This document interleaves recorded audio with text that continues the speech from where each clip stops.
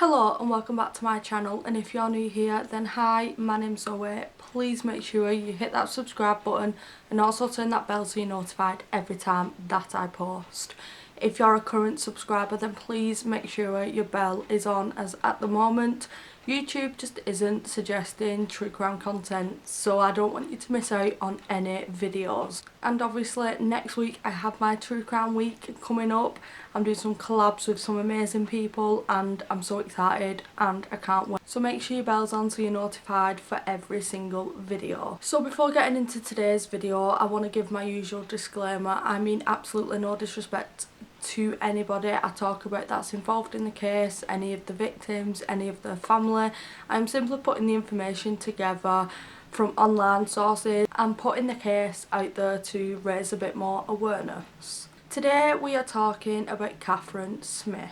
Katherine Smith was a 26-year-old mum of one from Cardiff in Wales. She is described by family as friends as being beautiful, caring and intelligent. So she was a single mother and she had started to use online dating sites. In the summer of 2017, whilst using the dating app Plenty of Fish, Katherine met Tony Moore, and the two of them hit it off straight away and started dating. But little did Katherine know that his name wasn't actually Tony Moore, it was Anthony Law, and he had also lied about his age. During their whirlwind romance, Katherine actually got Anthony's fake name tattooed on her. And people started to pick up on the fact that Anthony was quite controlling over Katherine. And Anthony didn't have a good reputation with his ex-girlfriends either. He was known for being controlling, violent and threatening, but Katherine didn't know any of this information. And this was all because she wasn't aware of his real name.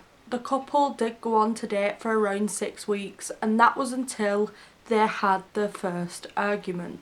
On the 27th of September 2017, Katherine and Anthony had gone to their local rugby club to play Skittles. And Skittles is a popular indoor pool game. On their way home that evening, Katherine and Anthony started to argue. I believe they were possibly arguing over one of Katherine's ex-partners. This argument continued until they reached home at around 10:20 p.m.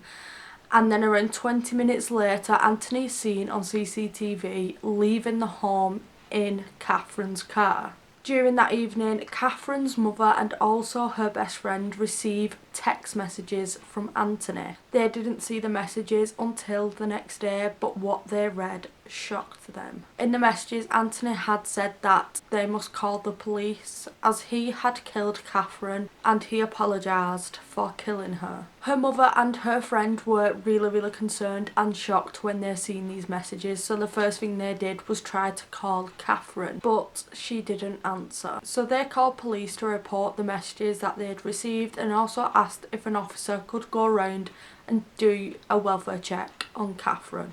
Police officers responded to the call and forced entry into Katherine's home. And this is where they found her on the living room floor. She was in a pool of her own blood and the knife was still impaled in her. Her dog was also running around the room, panicking and barking. Police knew straight away that this was a homicide and they knew exactly who their prime suspect was. But Anthony Law had gone missing and on the run. So police started the investigations and started to track Anthony down. Police used CCTV and phone pings to track Anthony down as quickly as possible. He was sending text messages to members of Katherine's family. He had said that he was going to take his own life. And now I'm going to read out the text message from Anthony that he sent, but I'm just going to read it from my notes. The message read, "Let the police go in first. I'm so sorry, but that won't make up for me killing your daughter. Well, it's bye from me. I'm off to end my life now." By Anthony sending these messages, police were able to pinpoint his location. But as soon as he sent a text message in regards to taking his own life, the phone was switched off. And now police were worried. They thought Anthony was going to take his own life and that they would not be able to find out answers for Katherine's family. The next resort that they had was to follow him on CCTV. Police found it crucial for him to be arrested as soon as possible. as the first 48 hours in a murder investigation is the most important. Later that day, Anthony was tracked down to a Tesco Express in Weston-super-Mare. He was arrested by undercover cops at 8 p.m. and then he was taken back to South Wales. Now police had to obtain as much evidence as they could to prove that it was Anthony that killed Katherine. When Anthony was interviewed, he couldn't answer any questions. He just simply said no comment to every single question that was asked. So Anthony's solicitor actually read out a statement from Anthony. Anthony claimed that he and Katherine did get into a fight. Now, she was apparently trying to punch him, and in self-defence he headbutted her, but then he left. But Katherine had over 33 stab wounds to her body, and he, point blank, every time, refused that he stabbed her. He said he did not stab her. He then said that somebody else had keys to Katherine's flat, so he was implying that after he had headbutted Katherine and left, somebody else came into that home and sort of finished his job and stabbed her, which is just crazy. But the police did not believe Anthony's story whatsoever. At the time, one of the detectives called Richard Jones actually did speak about this situation, which again I'm going to read straight from my notes so I get it correct. He said, "We believe, and I still do, despite this, my working hypothesis is that he's murdered her and left the scene at that time.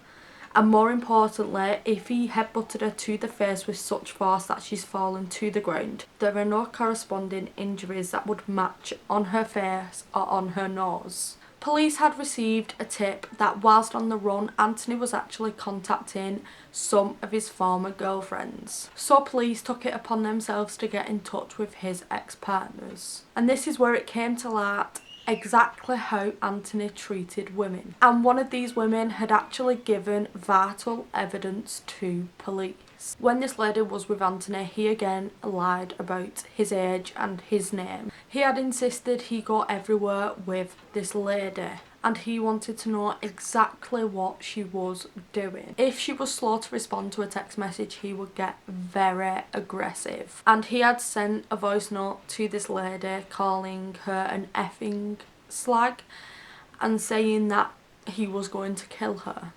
And that was the one piece of evidence that police needed to prove exactly what type of aggressive person he was. What was more shocking was Anthony's previous record with police. He had been convicted over 142 times, and some of these were even for domestic violence. Police decided they had enough evidence to prove that Anthony killed Katherine, so he was charged and a trial date was set. He initially denied murdering Katherine and pleaded not guilty, but 2 days into the trial, after hearing evidence, he changed his plea to guilty. In March 2018, Anthony Law was found guilty of murdering Katherine Smith. He was given a life sentence, and it was said that he was to spend a minimum of 18 years in jail. After the sentencing, the judge said to Anthony, "You are determined, calculating, self-centred and very dangerous. Your behaviour after killing shows a complete absence of remorse." Personally, I don't think he was given long enough at all. I think it's very scary that in 18 years, when my child's 18, he could be walking the streets again. After the trial, Katherine's mother said, "We will never see her smile again. Our hearts are broken and nothing in this life will ever mend that. Parents should not bury their children, and they should never have to be told their child has been killed at the hands of another person." She was 26 years old. "The pain of telling my granddaughter that she will not see her mummy anymore is unbearable. Anthony Law, you have not just taken one life, you have taken my life. As I do not live now, I just exist." And that statement really stuck with me and broke my heart, because I can't imagine the feeling and just experiencing that in her shoes. I just could never imagine that. and it must be so hard, and it's really heartbreaking. So that is all for today's video. It is another solved case, and I know my past few videos have been solved videos, but I promise you in the True Crime Week there is so many different types of videos, because I'm going to be collabing with YouTubers, so there's going to be a video on my channel and theirs, so you're getting like 9 videos from me and other creators as well next week. So make sure you subscribed to me so you do not miss any uploads. If you also want to keep on top of uploads and what I'm doing, make sure you go and follow me on Instagram, because I literally update everything on there. So that is all for this case, and that is all for this video. If you did enjoy this video, please give it a massive thumbs up. Please subscribe, and I shall see you in my next one. Bye.